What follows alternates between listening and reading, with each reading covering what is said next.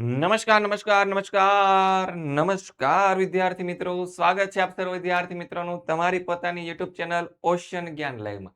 વિદ્યાર્થી મિત્રો, ધોરણ 7 ની અંદર અભ્યાસ કરી રહ્યા છો અને તમારી જે વિકાસ પરીક્ષા લક્ષી અસાઇનમેન્ટ આવે છે એ વિકાસ પરીક્ષા લક્ષી અસાઇનમેન્ટનું સંપૂર્ણપણે 100% અને સમજૂતી સાથેનું સોલ્યુશન તમને મળશે એકમાત્ર યુટ્યુબ ચેનલ ઓશન જ્ઞાન લાઈવ પર.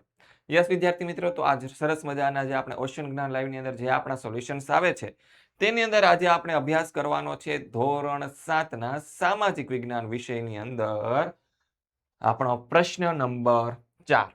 આનું સંપૂર્ણ સમજૂતી સાથેનું સોલ્યુશન આપણે શરૂઆત કરીએ, જેની અંદર આપણે પ્રશ્ન નંબર 4 કે નીચેના પ્રશ્નોના ટૂંકમાં ઉત્તર આપો. શું છે?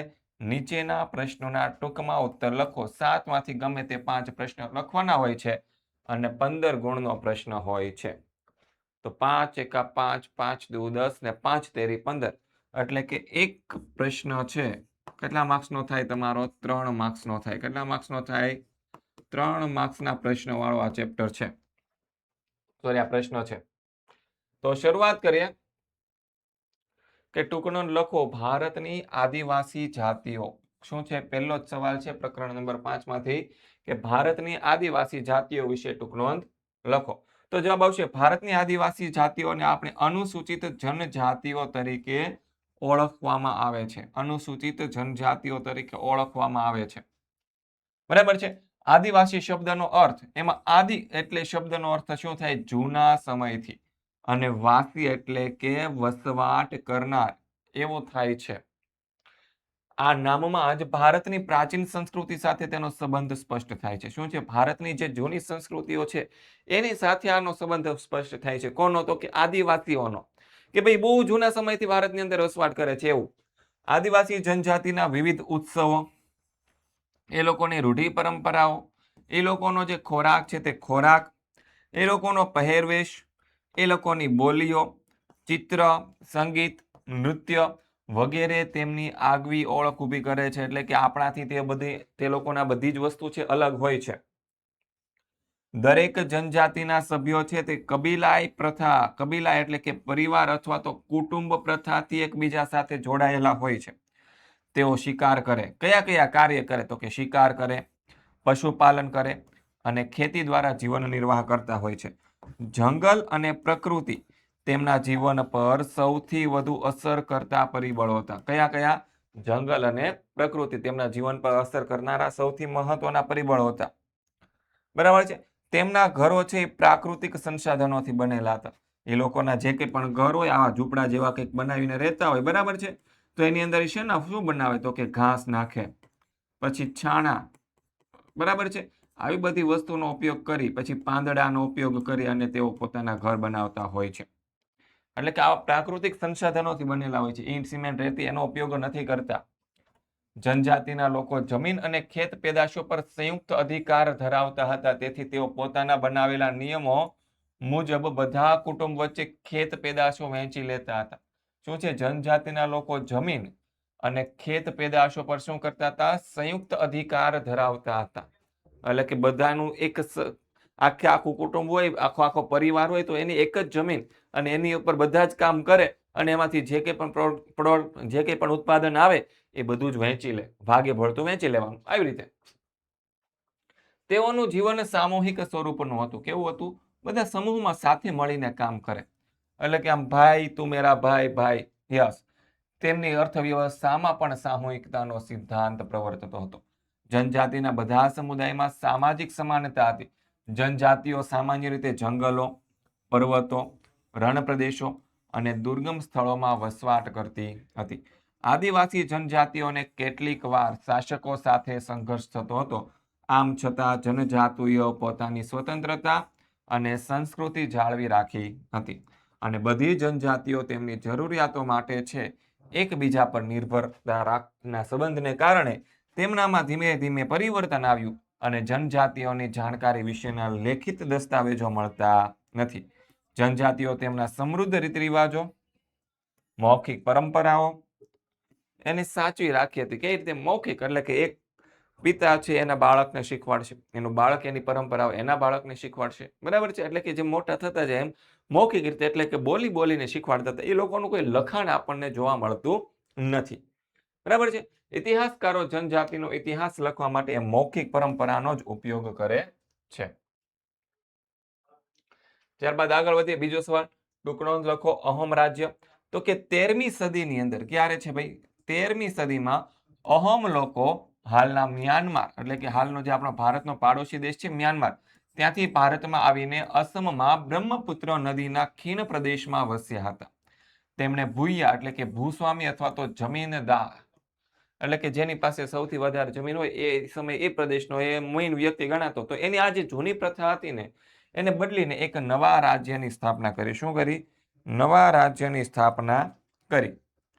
16મી સદીમાં ચૂંટ્યો 1523 અને કોછાજો ઈસવીસન 1581માં આ રાજ્યોને પોતાના રાજ્યમાં ભેળવી દીધા. કયા છે? ચૂંટ્યો અને કોછાજો.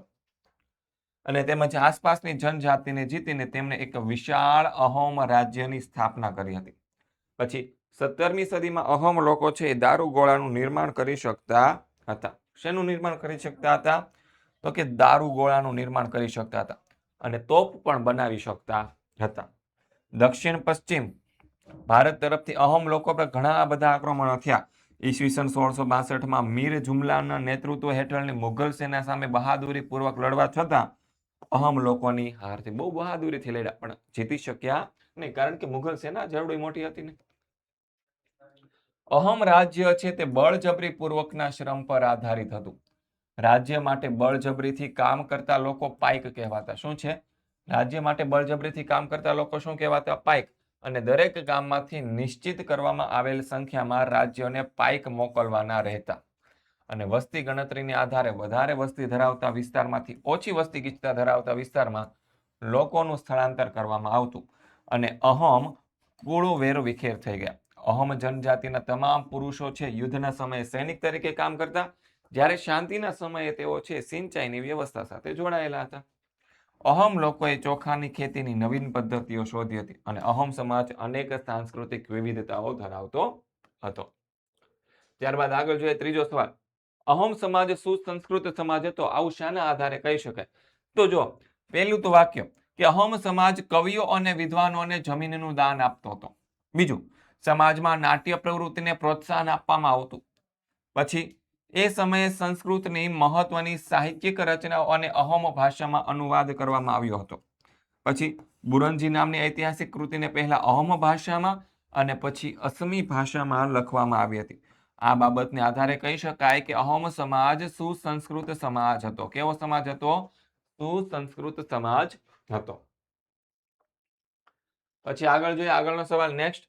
આદિવાસી સમુદાયનું જીવન કઈ કઈ બાબતો પર આધારિત હતું? તો કે શિકાર કરવો, એકઠી કરેલી વન્ય પેદાશો, સ્થાનિક ખેતી, પશુપાલન, કલા કૌશલ્યથી બનાવેલા સાધન સામગ્રી વગેરે બાબતો પર નિર્ભર હતું. કેટલી બાબતો છે? 1, 2, 3 અને 4 અને 5. એટલી બાબતો લખવાની, પણ આખા વાક્યમાં જવાબ લખવાનો. સંપૂર્ણ વાક્યમાં. શેમાં? આખા વાક્યમાં જવાબ લખવાનો. તો તમને 3 માર્ક્સ મળે. શું મળે? 3 માર્ક્સ બેઠા મળે. ખાલી 5 વસ્તુ યાદ રાખવાની, 5 શબ્દ. આવા જવાબ પણ પૂછાય છે. ત્યારબાદ જોઈએ પ્રકરણ નંબર 6 માંથી પૂછાય તેવા મહત્વના પ્રશ્ન. પરિચય આપો નટ બજાણિયા.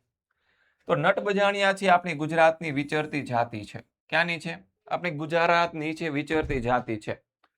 તેઓ અંગ કરતબની, શેની? અંગ કરતબ એટલે કે ઘણા બધા અલગ અલગ પ્રકારના અંગ શરીર છે અને વાળી અને અલગ અલગ નૃત્ય દર્શાવતા હોય એવા અંગ કરતબની અનેક કલાઓ જાણતા હોય છે. તેઓ બજારમાં કે ક્યાં? બજારમાં કે આપણે ઘણીવાર રસ્તા ઉપર જતા હોય ત્યારે આપણે જાદુ કરતા, જાદુના ખેલ કરતા લોકોને આપણે જોયા હોય છે.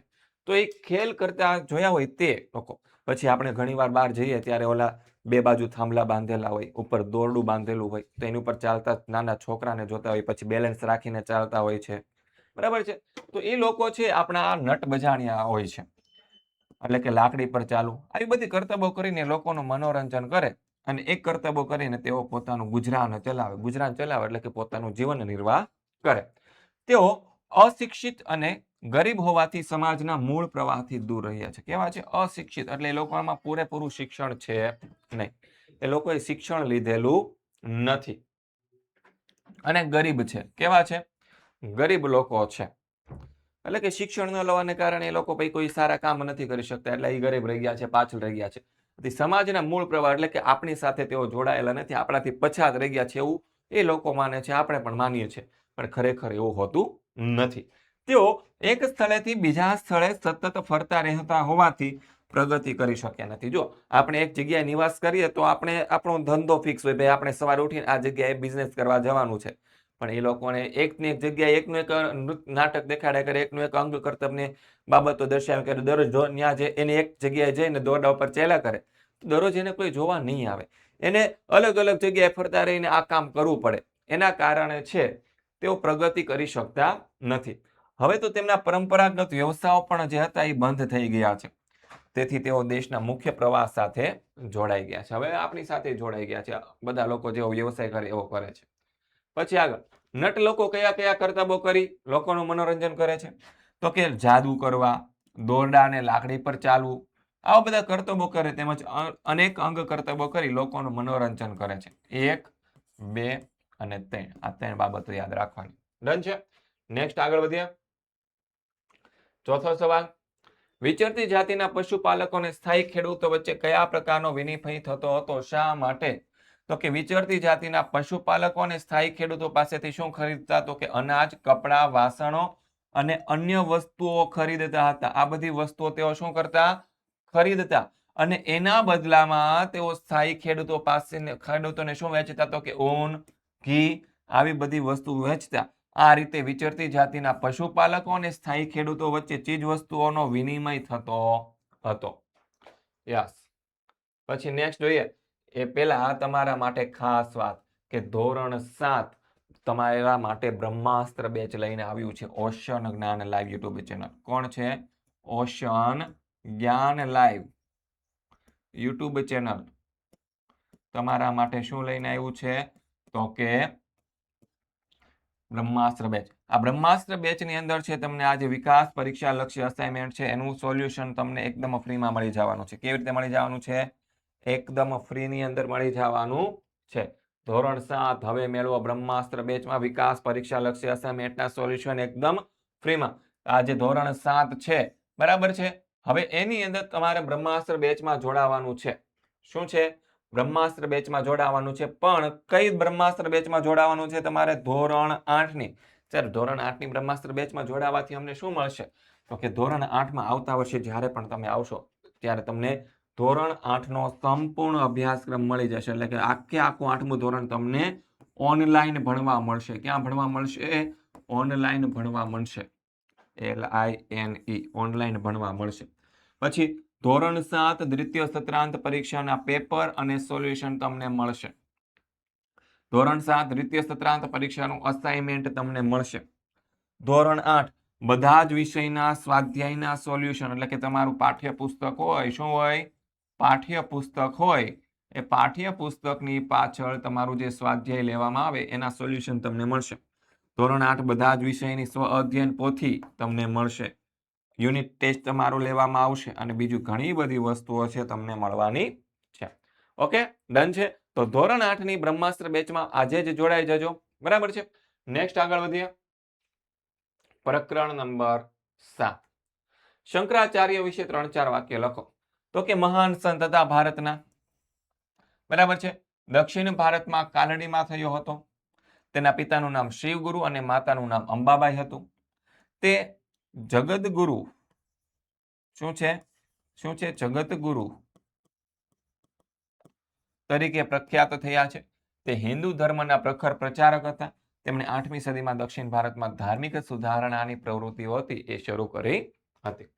ત્યારબાદ આગળ વધીએ. ગુરુ નાનક વિશે 3-4 વાક્ય લખો. તો કે ગુરુ નાનકનો જન્મ ઈસવીસન 1469માં પંજાબના લાહોર જિલ્લા, જે હાલના પાકિસ્તાનમાં આવે, એના તલવંડીના એટલે કે નાનકાના સાહેબ ગામમાં થયો હતો. અને ગુરુ નાનક છે તે શીખ ધર્મના સ્થાપક હતા. નિર્ગુણ શાખાના સંત હતા.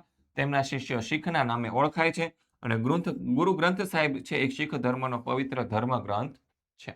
બરાબર છે. આ ગુરુ નાનક વિશે 3-4 વાક્ય થઈ ગયા. પછી નેક્સ્ટ આગળ વધીએ. 21મી પરંપરામાં સૌથી મહત્વપૂર્ણ સંત કબીરનો પરિચય આપો. તો કે સંત કબીર છે તે પ્રસિદ્ધ સંત રામાનંદના શિષ્ય હતા. તે ગૃહસ્થી હતા અને વણકરનો વ્યવસાય કરતા હતા. તે ભણ્યા નહોતા, છતાં સાધુ સંતો અને ફકીરો સાથે સત્સંગ કરીને તેમને જ્ઞાન તો મેળવી લીધું હતું. ભણ્યા નહોતા એવું જરૂરી નથી કે ભાઈ તમે ભણો તો જ તમને જ્ઞાન મળે. તમે જ્ઞાની લોકો સાથે રહ્યો ને તો તમને જ્ઞાન મળે. એ જ્ઞાનને આધારે તેમણે પદો અને સાહિત્ય રચ્યા હતા. બીજો તેમનો કાવ્ય સંગ્રહ છે. સંત કબીરના મતે સર્વોચ્ચ ઈશ્વર એક જ છે અને તેને સાહિબ, અલ્લાહ, ખુદા, રામ, રહીમ, ગોવિંદ, બ્રહ્મ આવા આપણે જુદા જુદા નામ આપ્યા છે. ખાલી ભગવાન એક જ છે. બરાબર છે. પછી આગળ જોઈએ પ્રકરણ નંબર 8 માંથી પૂછે તેવા દુર્ગા પૂજાના તહેવાર વિશે. તો દુર્ગા પૂજા છે ક્યાં ઉજવાતો તહેવાર છે? તો કે પશ્ચિમ બંગાળનો મહત્વનો તહેવાર છે. દુર્ગા માતાના મહિષાસુર પરના વિજયની ઉજવણી દુર્ગા પૂજાના ઉત્સવથી કરવામાં આવે છે. આ તહેવાર 10 દિવસ સુધી ઉજવાય છે અને દુર્ગા પૂજાનો તહેવાર છેલ્લા દિવસે વિશિષ્ટ અનુષ્ઠાન અને માતાજીની મૂર્તિનું જળમાં વિસર્જન કર્યા પછી પૂરો થાય. અને દુર્ગા પૂજાનો તહેવાર છે દેશમાં બધા જ રાજ્યમાં નાના મોટા પાયે છે એ ઉજવવામાં આવતો હોય છે. પછી બીજી ટૂંક નોંધ છે નેક્સ્ટ કે ભાઈ ટૂંક નોંધ લખો. પાળિયા. પાળિયા કોને કહેવાય? તો કે દુશ્મનો સામે પાળ થઈને ઊભા રહીને યુદ્ધ કે લડાઈમાં શહીદ બનનાર વીર યોદ્ધાની યાદમાં જે સ્મારક કે ખાંભી ઊભી કરવામાં આવે છે તેને પાળિયા કહેવામાં આવે છે. પાળિયા એ આપણા ગુજરાતનું એક વિશિષ્ટ સ્થાપત્ય છે અને દરેક પાળિયાની વર્ષમાં તેની જે તિથિ આવતી હોય, જે દિવસે એ શહીદ થયા હોય એ તિથિ પ્રમાણે છે એની પૂજા અર્ચના કરવામાં આવતી હોય. જે નીડર રાજપૂતાણીઓએ જોહર કર્યું હોય એટલે કે એક સાથે ચિતામાં કૂદી અને જે પ્રાણનો ત્યાગ કર્યો હોય તેવી અથવા તો જે સ્ત્રીઓ સતી થઈ હોય તો તેમના પણ પાળિયા બનાવવામાં આવે છે અને એ જે પાળિયા હોય એને સતીના પાળિયા તરીકે ઓળખવામાં આવે છે. ત્યારબાદ નેક્સ્ટ જોઈએ. બરસાના લઠમાર હોળી તરીકે શાથી ઓળખાય છે? તો કે બરસાના છે આપણા રાધાજી એટલે કે શ્રી કૃષ્ણ ભગવાન. બરાબર છે. રાધા કૃષ્ણ ભગવાન સાથે રાધા કૃષ્ણ આપણે જે નામ કહીએ છીએ એ કૃષ્ણ ભગવાન સાથે જોડાયેલી એની જે સહેલી હતી રાધાજી એનું જન્મસ્થળ છે. નંદગામ એટલે કે શ્રી કૃષ્ણની ભૂમિ જે હતી એનું નામ હતું નંદગામ. એના જે પુરુષો છે એ બરસાનાની સ્ત્રીઓ સાથે હોળી રમવા માટે બરસાનામાં આવે છે અને રાધાજીના મંદિર પર ધજા ચડાવવાનો પ્રયત્ન કરે છે. એ વખતે જે સ્ત્રીઓ છે એ જાડી લાકડી હોય એ લઠ દ્વારા છે પુરુષોનું શું કરે છે? સ્વાગત. તેથી તેને લઠમાર હોળી કહેવામાં આવે છે. ત્યારબાદ આગળ વધીએ. ચોથો સવાલ. અમદાવાદની રથયાત્રાનું આયોજન કેવું હોય છે? તો કે અમદાવાદની રથયાત્રામાં હાથી, ઘોડા, અખાડા, સાધુ સંતો સહિત લાખોની સંખ્યામાં લોકો ભાગ લે છે. પહિંદ વિધિ કર્યા પછી જ રથયાત્રા શરૂ થાય. પહિંદ વિધિ એટલે શું ખબર? આખી સોનાની સાવરણી હોય. શું હોય? સોનાની સાવરણી હોય. શું હોય? સોનાની સાવરણી. જે આપણે ઘરે કચરું કાઢવાની જે સાવરણી હોય કે નહીં એ શેની હોય? તો કે ઘાસ ફૂસની બનાવેલી હોય.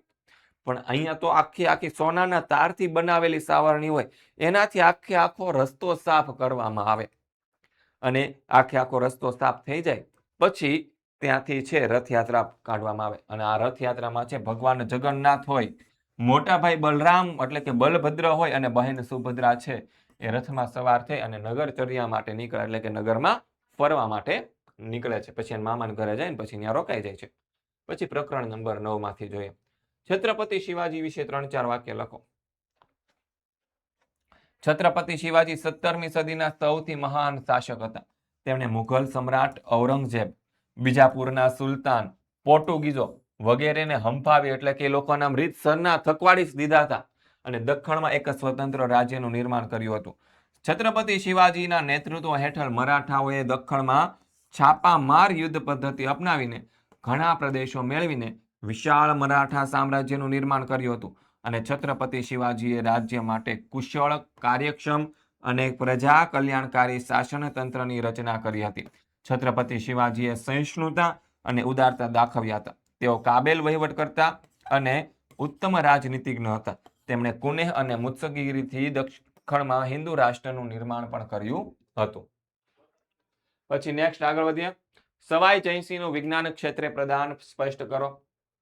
તો કે રાજા સવાઈ જયસિંહ કુશાગ્ર રાજનેતા હતા, સુધારક હતા, કાયદાવિદ હતા અને વિજ્ઞાન પ્રેમી હતા. તેમણે જયપુર શહેરની સ્થાપના કરી હતી. તેઓ મહાન ખગોળશાસ્ત્રી હતા. તેમણે દિલ્હી, જયપુર, ઉજ્જૈન અને મથુરામાં આધુનિક વેધશાળાઓની સ્થાપના પણ કરી હતી. ત્યારબાદ આગળ વધીએ. પેશવા બાજીરાવ પ્રથમની સિદ્ધિઓ જણાવો. તો કે પેશવા બાજીરાવ પ્રથમ પ્રબળ યોદ્ધો હતો, ચતુર રાજનીતિજ્ઞ હતા, નીડર હતા, હોશિયાર હતા અને મહત્વાકાંક્ષી હતા. તેમણે અનેક મુઘલ પ્રદેશો જીતી મરાઠા સામ્રાજ્યનો વિસ્તાર કર્યો હતો. તેમણે માળવા, ગુજરાત, બુંદેલખંડ જીતી લીધા હતા. તેમણે હૈદરાબાદના નિઝામને પણ હરાવ્યો હતો. તેમણે જંજીરાના સિદ્દીઓને હરાવીને તેની પાસેથી કેટલાક કિલ્લા મેળવ્યા હતા. આમ પેશવા બાજીરાવ પેશવા મહારાષ્ટ્રને એક મહાન મરાઠા સામ્રાજ્યમાં ફેરવી દીધું હતું. પછી તેમણે પોતાની કુનેથી રાજ્યમાં શાંતિ અને સલામતી જાળવ્યા હતા. આ બધી સિદ્ધિઓને કારણે તે મરાઠા ઇતિહાસમાં મહાન પેશવા તરીકે ઓળખાય છે. પછી આગળ જોઈએ પ્રકરણ નંબર 13 માંથી પૂછાય તેવા પ્રશ્ન. પૂર દરમિયાન શું શું કરવું જોઈએ? તો કે ઘરના ગેસ અને વીજળીના જોડાણો તરત જ બંધ કરી દેવા. શું છે? તરત જ બંધ કરી દેવા. તમારું વાહન પૂરમાં ફસાઈ જાય તરત જ વાહનમાંથી બહાર નીકળી જવું. પછી 7-8 વ્યક્તિઓનું જૂથ બનાવી એકબીજાના હાથ પકડી પૂરના પ્રવાહમાંથી બહાર નીકળવાનો પ્રયત્ન કરવો. ઢોર ઢાંકરને ખીલેથી છોડી મૂકવા. જો છૂટા હશે તો તે પોતાનો બચાવ જાતે કરી શકશે. અને બાળકોને ભૂખ્યા ન રાખવા. અને રેડિયો અને મોબાઈલ ફોન અવશ્ય સાથે રાખો જેથી કરીને આપણને નવા નવા ન્યૂઝ મળતા રહે. પછી નેક્સ્ટ આગળ વધીએ. વાવાઝોડા દરમિયાન શું કરવું જોઈએ? તો કે વાવાઝોડાની ચેતવણી મળતા ઘરના બધા જ બારી બારણા બંધ કરી દેવા. જો શાળામાં હોય તો વર્ગખંડની બહાર નીકળવાનું નથી. જો તમે વાહનમાં હોય તો વીજળીના થાંભલા, ઝાડ, દરિયા કિનારા વગેરેથી આપણા વાહનને દૂર ઊભું રાખવું અને તમારે પાછું વાહનમાં જ બેસી રહેવાનું છે ને. જો તમે સરકાર કે સ્વૈચ્છિક સંસ્થાના આશ્રય સ્થાનમાં રહેતા હોય તો તેના વ્યવસ્થાપકોની સૂચનાનું ચુસ્તપણે આપણે પાલન કરવાનું છે. ઢોર ઢાંખર હોય એને ખીલેથી છોડી મૂકવા. જો તે છૂટા હશે તો પોતાનો બચાવ જાતે કરી શકશે. વીજળીના થાંભલા હોય, મોટા વૃક્ષો હોય, મકાનો હોય, જાહેરાતના બોર્ડો હોય તેનાથી આપણે દૂર ઊભું રહેવાનું છે. પછી નેક્સ્ટ જોઈએ ભૂકંપ સમયે કઈ કઈ સાવચેતીઓ રાખવી જોઈએ? જો વર્ગખંડમાં હોય તો પાટલી નીચે બેસી જવાનું. વીજળીના થાંભલા અને તારથી દૂર રહેવાનું. માર્ગદર્શક માટે સ્થાનિક રેડિયો અથવા તો ટેલિવિઝન પર આવતા સમાચારો હોય એ સાંભળવા. ભૂકંપ સમયે ગભરાઈ જવાનું નથી. બૂમાબૂમ કે નાસભાગ કરવાની નથી. બહુમાળી મકાનમાંથી નીચે ઉતરવા માટે લિફ્ટનો ઉપયોગ કરવાનો નથી. ખાતરી કર્યા વિના વીજળી ગેસના ચાલુ કરવા. અને ગેસ ગળતરને લીધે વિસ્ફોટ ઘણીવાર થઈ શકે છે અને અફવાઓ ફેલાતી હોય તો એમાં બહુ આવવાનું નહીં. આપણે આપણી રીતે કામ કર્યા કરવાનું. હવે પ્રકરણ નંબર 14 જોઈએ. સંસાધન એટલે શું?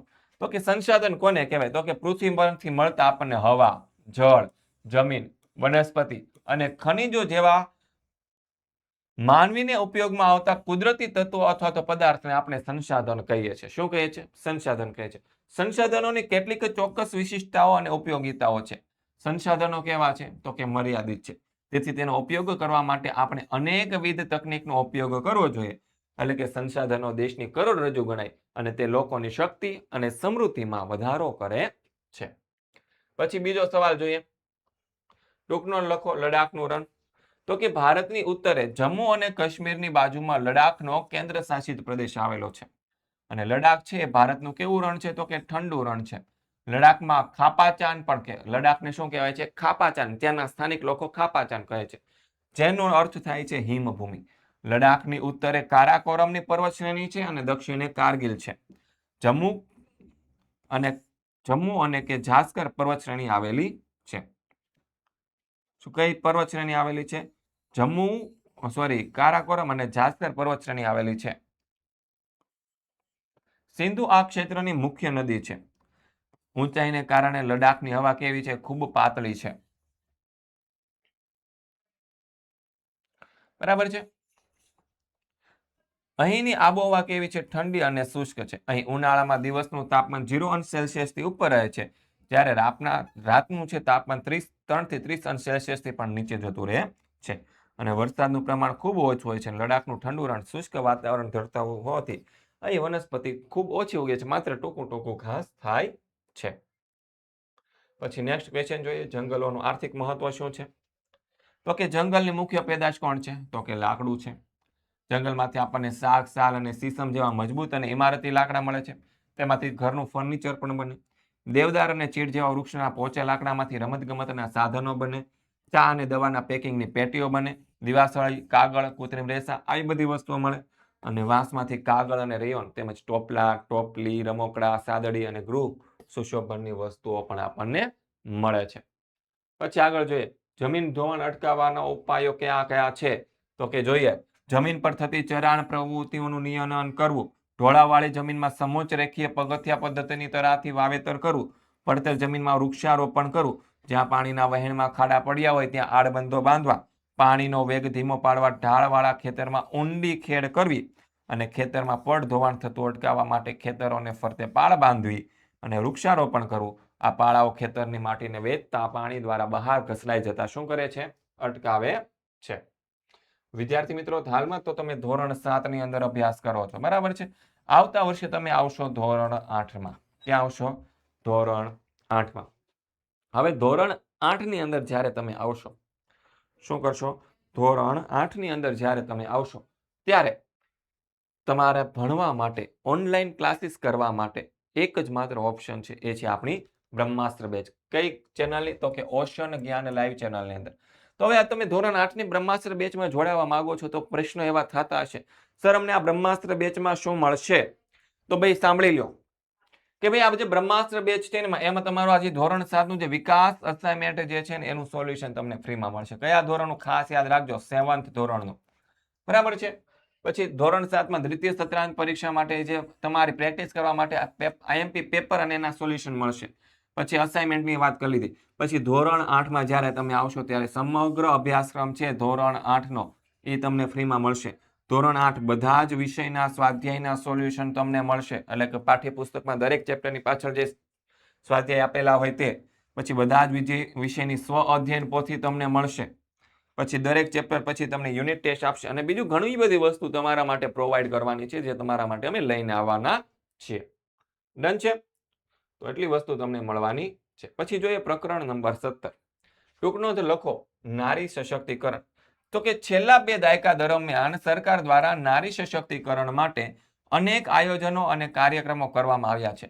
હાલમાં નારી સશક્તિકરણ માટે સ્ટાર્ટઅપ ઇન્ડિયા અને મેક ઇન ઇન્ડિયા અંતર્ગત ઘણી બધી યોજનાઓ છે તે અમલમાં છે. ઈસવીસન 2001માં કેન્દ્ર સરકારે મહિલા સશક્તિકરણ માટે રાષ્ટ્રીય નીતિ અમલમાં મૂકી હતી.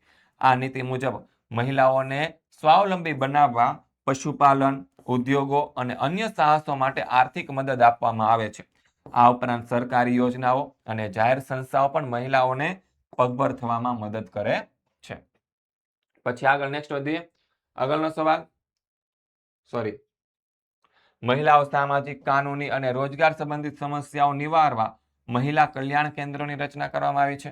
ગરીબ મહિલાઓ સરળતાથી ન્યાય મેળવી શકે તે માટે દેશમાં નારી અદાલતોમાં સ્થપાઈ છે અને મહિલાઓને જાતીય સતામણી ન થાય અને તેઓ સ્વતંત્ર રીતે નોકરી, વ્યવસાય કે કામકાજ કરી શકે તે હેતુથી સરકારે કાયદો બનાવી તેમને સુરક્ષાઓ બક્ષી છે.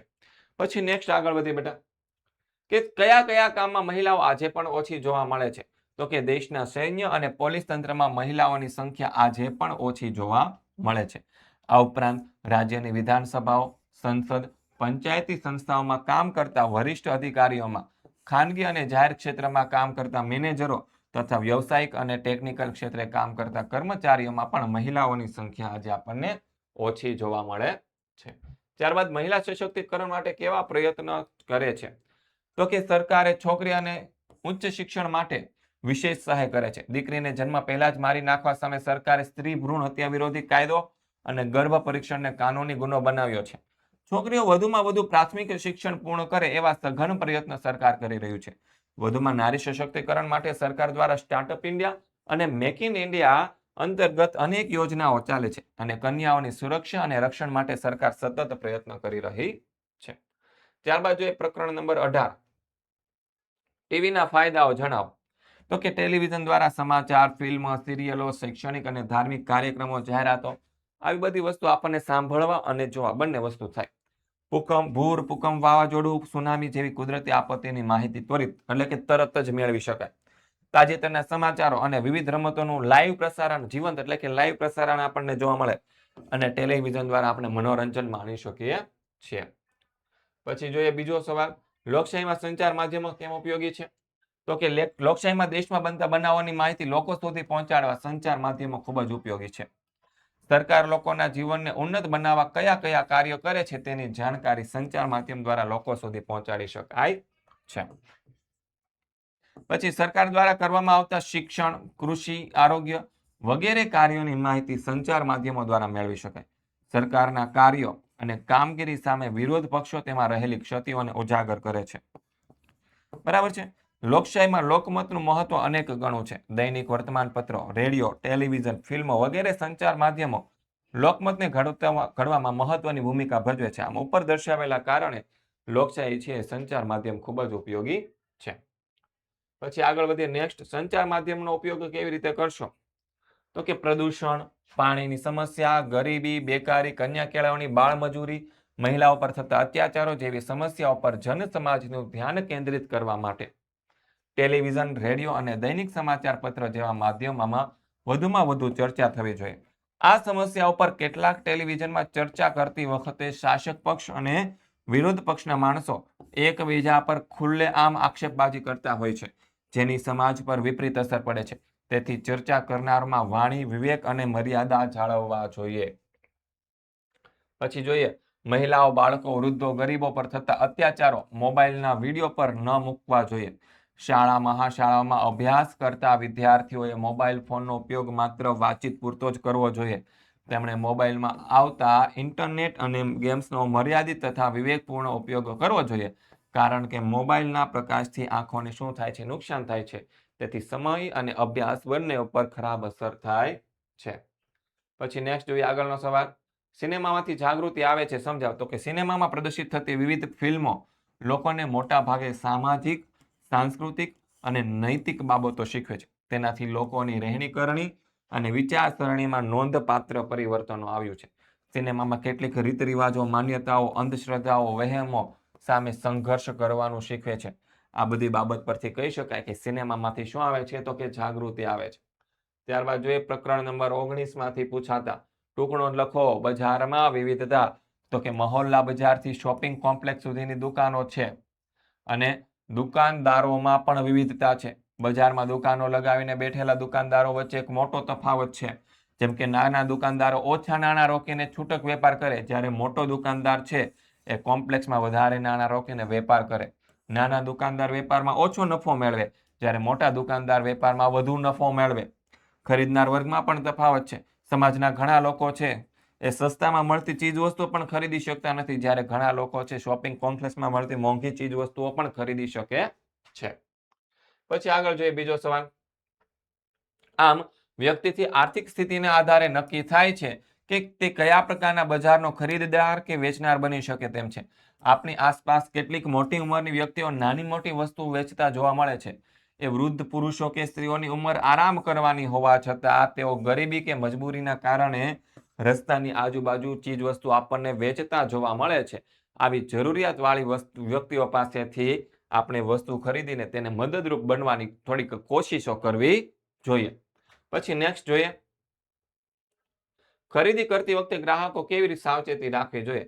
તો કે ગ્રાહકે કોઈ પણ વસ્તુ કે સેવાના ખરીદીના સમયે જીએસટી વાળો અસલ બિલ લેવાનો અચૂક આગ્રહ રાખવો જોઈએ. વિક્રેતા પાસેથી બિલ મેળવીને તેને યોગ્ય સમય સુધી સાચવી રાખવું જોઈએ. પછી મોટી ખરીદી તેમજ મુખ્યત્વે વિદ્યુત કે ઇલેક્ટ્રોનિક્સ ઉપકરણો ISI માર્કાવાળા જ ખરીદવાનો આગ્રહ રાખવો જોઈએ. વિક્રેતાના સહી સિક્કા કરેલા guarantee card, warranty card, free service coupon વગેરે ધ્યાનમાં રાખીને ખાસ મેળવી લેવા અને તેને સાચવી રાખવા. સોના ચાંદીના દાગીના હોલમાર્ક વાળા જ ખરીદવા. બરાબર છે. કોઈ પણ ટેક્સ બચાવવાની વેપારીની લોભ લાલચમાં આવ્યા વિના હંમેશા પાકું બિલ લેવાનો આગ્રહ રાખવો જોઈએ. બિલમાં દાગીનાની શુદ્ધતા, કિંમત, ઘડાઈ વગેરે તમામ વિગતો અલગ રીતે સ્પષ્ટતાથી લખાયેલી છે કે તે નહીં જોઈ તપાસી લેવી. ખાદ્ય પદાર્થ હંમેશા એગમાર્ક અને FSSAI લોગો વાળા જ, નિશાનીઓ વાળા જ ખરીદવા. એ પદાર્થોની કિંમત, પેકિંગ, તેની કંપની, બ્રાન્ડ નેમ, બેચનો નંબર, ઉત્પાદનની તારીખ, ચોખ્ખું વજન, અંતિમ તિથિ, એક્સપાયરી ડેટ, ઇન્ગ્રેડિયન્ટ્સ વગેરે તમામ વિગતો જોઈ તપાસીને ચકાસી લેવી. ભેળસેળના કિસ્સામાં ફરિયાદ યોગ્ય રીતે કરવી. દવાઓના પ્રિસ્ક્રિપ્શન સાથે ખરાઈ કરી લેવી. દવાઓનું ઉત્પાદનની તારીખ અને એક્સપાયરી ડેટ તપાસી લેવી. જેનરિક દવાઓ છે તે સુલભ હોય તો તેની જગ્યાએ ખરીદવાનો આગ્રહ રાખો અને તૈયાર કપડાં ખરીદતી વખતે તેમનું કાપડ, કલર, સિલાઈ, જરી ભરત, માપ, સાઈઝ વગેરે છે એ તપાસી લેવાના છે. પછી ગેસ સિલિન્ડરમાં સીલ અને વજન તપાસવા. રિક્ષા કે ટેક્સીમાં 0 કરાવીને બેસવું.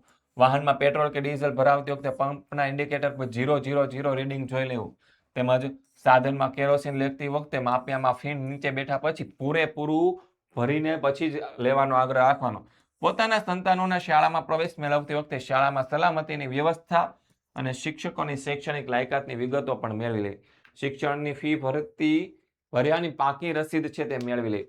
જીવન વીમા પોલિસી અને વાહન વીમા પોલિસીની શરતો સમજી લેવી અને પોલિસીના અસલ દસ્તાવેજો અચૂક મેળવી લેવા અને સાચવવા.